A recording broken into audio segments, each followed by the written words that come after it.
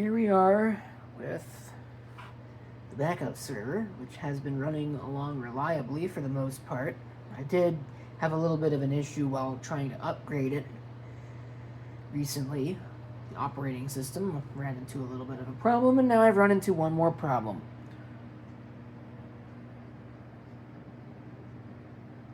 Well, that's a little problematic, don't you think? Whoops.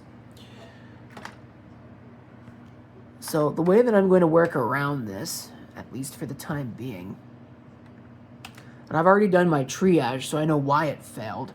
It's a very interesting failure mode. Let's see if I can pull it up here. Take a look. Look at that spin retry count. Not good.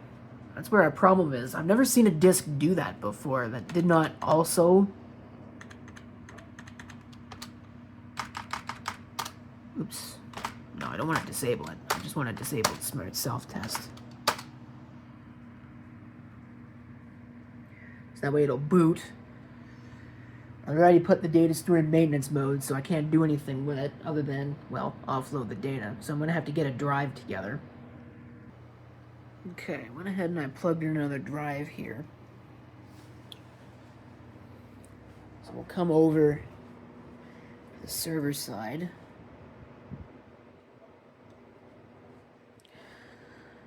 We'll come back to our storage and disks. Take a look at what's going on.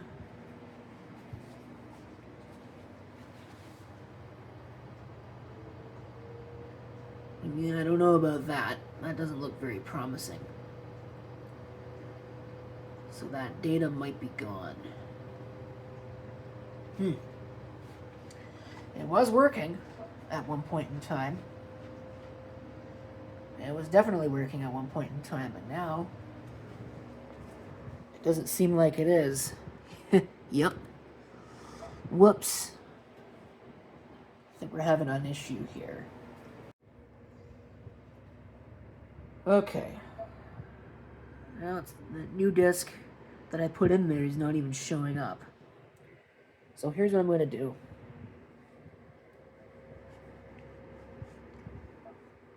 I'm going to reboot it again.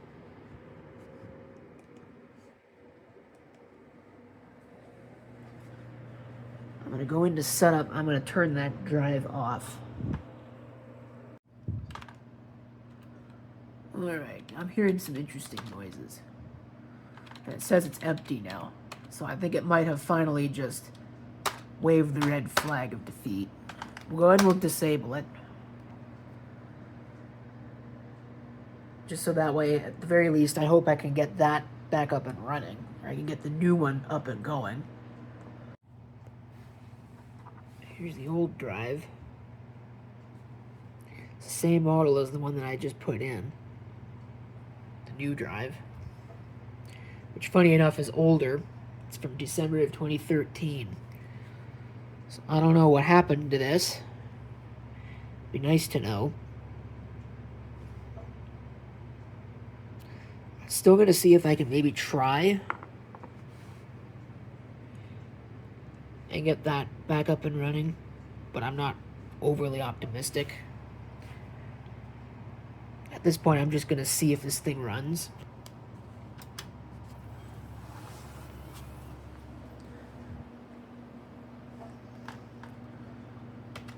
I'll turn my smart monitor back on.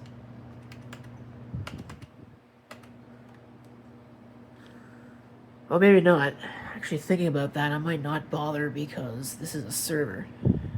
Maybe I don't care about that. But...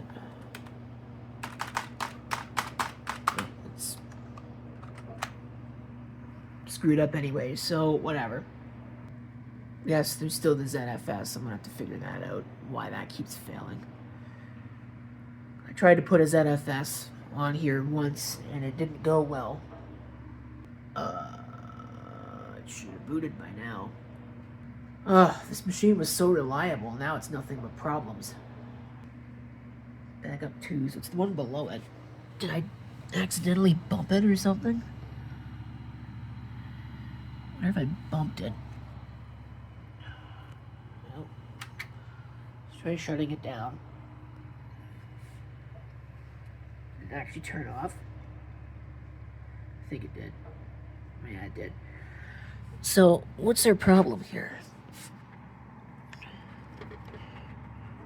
Ah, that's our problem here. The cable came loose from the motherboard. At least that's what I think happened. I'll have to look into that. As if this couldn't possibly go any worse. Check that out. Ripped it clean off the board, and I can't even fix it either because it ripped one of the pins out. So this entire motherboard has to come out of here. And I'm going to have to replace it with another one. That's fun. Alright, here we are, and there's the carnage right there. That port is broken off. Alright. So I have another motherboard sitting right there. I'm going to change that heatsink for a better one. Not for this one. Even though I would like to use this one. I don't know where my tube of thermal paste is right now, but I do have a spare cooler sitting around, so I'm going to use that. And then this is probably going to go into another system. That one. And replace that board, which I think has a crappy cooler in it too, but that one. And I'm going to... So it's going to replace that because this is a bigger case. I can use this cooler in that bigger case. And I'd like to get my money's worth out of this cooler because this I bought. And I don't remember it being particularly cheap, so yeah. It's not like the Theta 20s, which I think are like $10 each. In fact, this cooler box is still sitting right there. Although that begs the question, I wonder if there's still thermal compound in that cooler box. I don't think so, because I think that you're supposed to use all the thermal compound that it comes with, but I'll check. I'm telling you, folks, I can't win here. Look at that. Why is that there? Oh, that's why that's there. It pulled out 2 of the standoffs. Fun stuff. Now I gotta undo that, too. Okay, jumping ahead quite a bit here. This is now set up. The only one that I'm a little concerned about connection-wise is this one. Which, go figure, is the one that broke on the other board. So, I'm going to probably have to change that out for a right angle connector, which is what I've done on all of these, is I put the right angle connector on the motherboard. So that way it's lower, so that way when I pull these drives out, I'm not going to end up pulling them over top of a cable, but I'm going to have to be very careful with that one, because I don't think I have another cable to hand. I used to have 1,000 of them. They're probably in here somewhere, but I don't think I'm going to find them. I mean, there's a cable, but that's not going to be right angle. In fact, that's one of those big, giant ones. I don't really want that. So, I don't think I have one. I'm just going to assume I don't have one. And I'm going to set this back up, and hopefully it's going to work. Alright.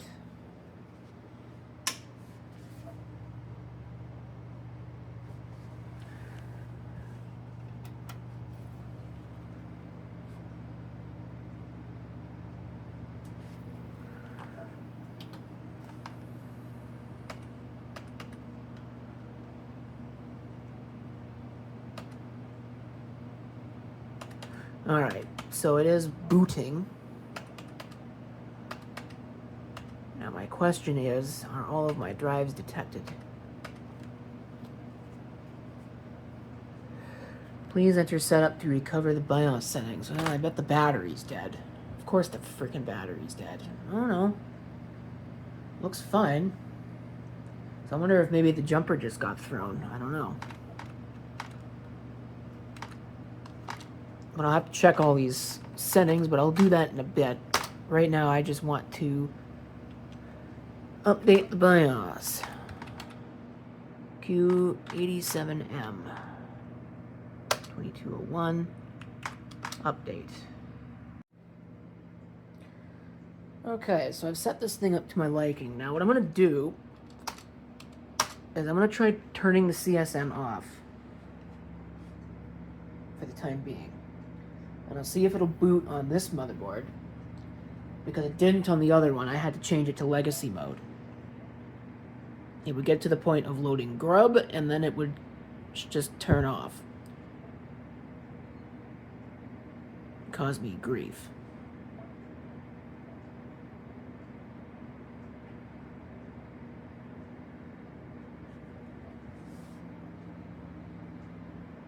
Okay.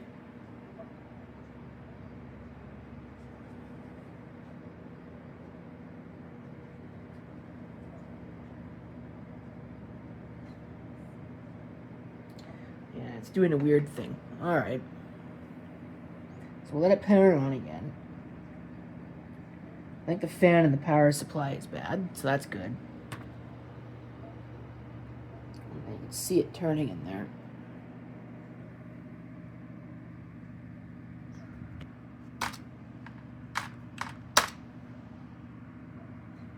Yeah, it's not going to work. All right, cool.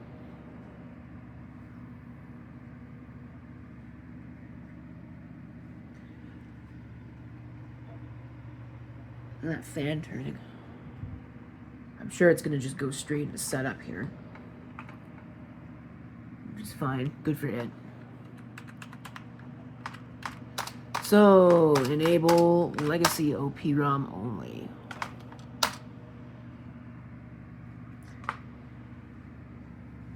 I'm going to have to redo, I'm going to have to redo the boot device. This should start. Yeah, there we go. Okay, so this is going to need a new power supply at some point.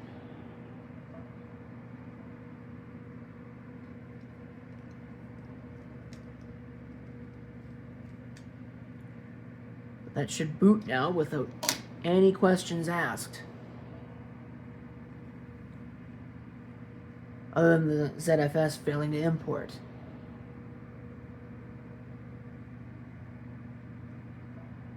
There.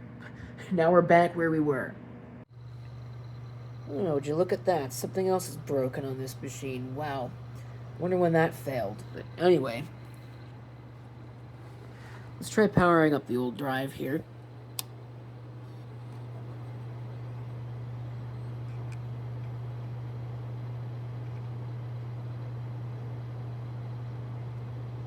Sounded okay to my ears.